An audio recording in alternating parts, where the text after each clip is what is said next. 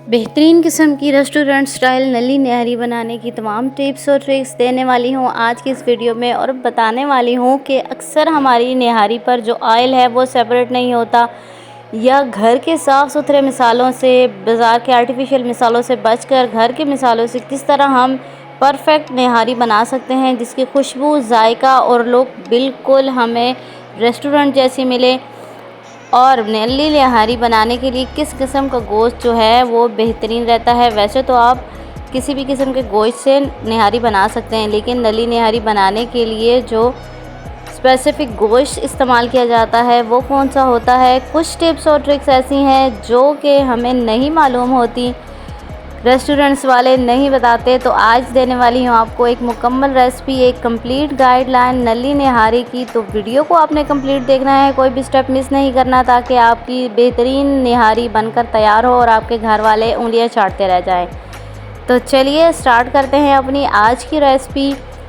मैं हूँ जवेरिया और वेलकम करती हूँ आपको कुक विद ट्रिक्स पर, जहाँ मैं देती हूँ आपको कुकिंग से रिलेटेड बहुत ही सीक्रेट्स, टिप्स और ट्रिक्स जो हर कोई नहीं जानता। किस तरह आप टिप्स और ट्रिक्स के साथ अपने खाने को खुश जायका, लजीज और टेम्पटिंग बना सकते हैं। तो चलिए स्टार्ट करते हैं आज की रेसिपी। इसके लिए मैं ले रही हूँ नली नहारी के लिए बीफ ले रही हूँ मैं। आप इसको मटन में बना सकते हैं और चिकन में भी बना सकते हैं, रेसिपी सेम फॉलो होगी। लेकिन नली नहारी क्योंकि हम बना रहे हैं तो बीफ और मटन में हमें बोन का गोश्त चाहिए होगा, और इसके लिए हमें नली की हड्डियाँ ज़रूर चाहिए होंगी। 1 से 2 जितनी भी आप शामिल करना चाहें।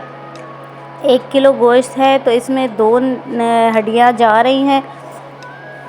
आप इतनी मर्ज़ी से इसकी क्वांटिटी कम भी कर सकते हैं, ज़्यादा भी कर सकते हैं। तो चलिए सबसे पहले हम नहारी का मसाला बना लेते हैं अपने घर में, अपने आँखों के सामने साफ़ सुथरे इंग्रेडिएंट्स के साथ इसको हम बनाकर पहले से रख लेते हैं। आप चाहें तो इसको स्टोर भी कर सकते हैं। 1 टीस्पून लिया है मैंने सौंफ का, 1 टुकड़ा जायफल का लिया है, 1 ही छोटी सी बॉल होती है जावित्री की वो मैंने ली है, दालचीनी के 2 टुकड़े, 2 बड़ी इलायची, 1 टुकड़ा सौंठ का लिया है, खुश्क अदरक जो होती है वो, लौंग और काली मिर्चें ½ टीस्पून दोनों लिए हैं, 5 से 7 अदद लौंग ले लिए हैं मैंने, ज़ीरा है सफ़ेद ज़ीरा 1 टीस्पून ले रही हूँ मैं, खुश्क धनिया है ये भी 1 टीस्पून ले रही हूँ, सुर्ख मिर्च गोल वाली जो होती है वो ले रही हूँ 5 से 7 अदद। आप अपने जायके के मुताबिक कम या ज़्यादा कर सकते हैं। सबसे अहम इंग्रेडिएंट जो इसमें होते हैं वो होते हैं सौंफ, सूंठ, जायफल, जावित्री। इनको आपने हरगिज़ रिमूव नहीं करना, स्किप नहीं करना है। तो इन सारे स्पाइसेस को हम हल्का सा रोस्ट करेंगे 30 से 40 सेकंड तक, ताकि इनकी खुशबू और ज़्यादा इन्हेंस हो जाए और इसके अंदर जो नमी वगैरह हो वो ख़त्म हो जाए। अच्छा सा इसको रोस्ट करने के बाद अब हमने इसका पाउडर बना लेना है अपना मसाला। आप चाहें तो इसको एयर टाइट जार में स्टोर कर सकते हैं, घर में अपने हाथों का बना हुआ नहारी मसाला जब आपको ज़रूरत हो आप इसको इस्तेमाल कर सकते हैं। तो चलिए आगे चलते हैं और मज़ीद देती हूँ आपको टिप्स और ट्रिक्स नहारी बनाने की। 1 कप कुकिंग ऑयल लिया है मैंने और इसमें डाल देंगे हम अपना गोश्त। बीफ जो है आप मटन इस्तेमाल करें तो वो इसको अच्छी तरह से धोकर पानी इसमें से निचोड़ लेना है, और इसको हमने करना है जी इसमें फ्राई गोश्त को, ताकि इसकी रॉ स्मेल भी ख़त्म हो जाए, इसका कलर भी अच्छा सा आ जाए। तो सबसे पहले आपने गोश्त को इसमें फ्राई ज़रूर करना है। छोटी छोटी सी टिप्स और ट्रिक्स होती हैं, इनको फॉलो करने से हमारे खाने का टेस्ट भी बहुत अच्छा आता है, लुक भी अच्छी आती है और परफेक्ट किस्म का हमारा खाना जो है, स्पेशली जो रेसिपीज़ होती हैं उनके लिए आप ज़रूर इन स्टेप्स को फॉलो किया करें, ताकि आपके जो खाने हैं वो मज़ेदार किस्म के बने और घर वाले आपकी तारीफ़ ज़रूर करेंगे।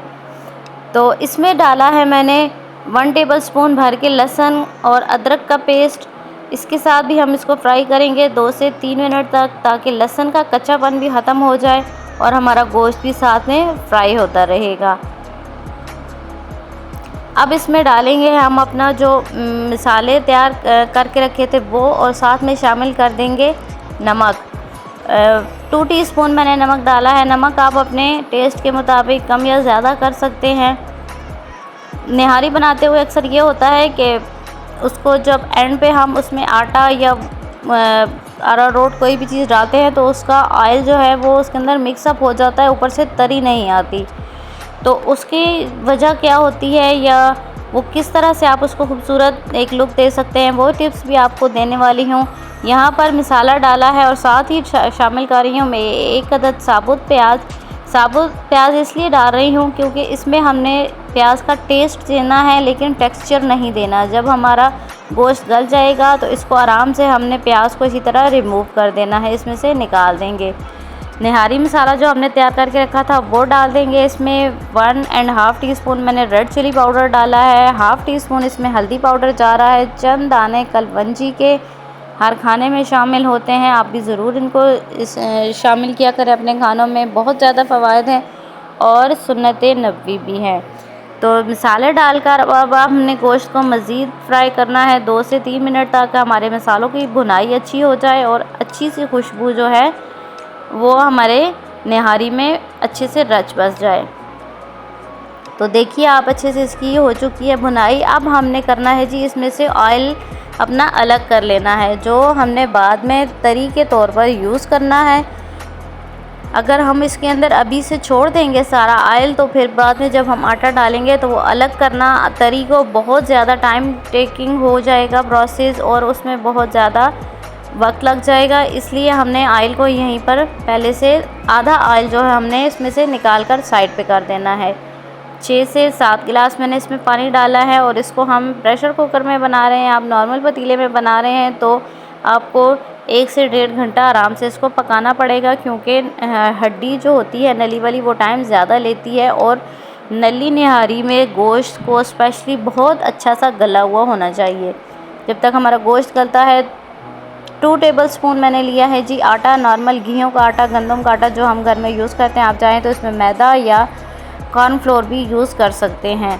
अच्छा से उसको मिक्स करेंगे ताकि उसमें लम्स ना रहें। और दूसरी साइड पे चेक कर लेते हैं हम अपने गोश्त को अच्छी तरह से गल चुका है। ऑलमोस्ट 35 मिनट्स का विसल दिया है मैंने इसको। देखिए हमारी जो इसमें शोरबे की कंसिस्टेंसी है वो भी मेरी मर्ज़ी के मुताबिक आ चुकी है। अगर आपको इससे ज़्यादा चाहिए हो तो आप थोड़ा सा पानी और भी शामिल कर सकते हैं। और गोश्त भी हमारा बहुत अच्छे से गल चुका है। अब हमने चूल्हा ऑन करना है, या आपका ऑन हो पहले से तो उसको थोड़ा सा तेज़ कर देना है। और जो आटे की हमने लई बना कर रखी है वो इसमें थोड़ी थोड़ी करके शामिल करनी है और साथ में चम्मच बराबर चलाते चले जाना है। ध्यान रहे कि यहाँ पर इसके लम्स नहीं बनने चाहिए। चम्मच को आपने कंटिन्यूसली चलाना है और आंच को भी थोड़ा तेज़ करना है। आंच तेज़ करने के बाद इसको अच्छा सा उबाल आ जाए तो फिर हमने इसकी आंच हल्की कर देनी है और मज़ीद इसको 15 से 20 मिनट तक हल्की आंच पर पकाना है ताकि आटे का कच्चापन भी ख़त्म हो जाए, इसमें बहुत अच्छी सी स्मूथनेस भी आ जाए, हमारी निहारी जो है वो गाढ़ी भी हो जाए।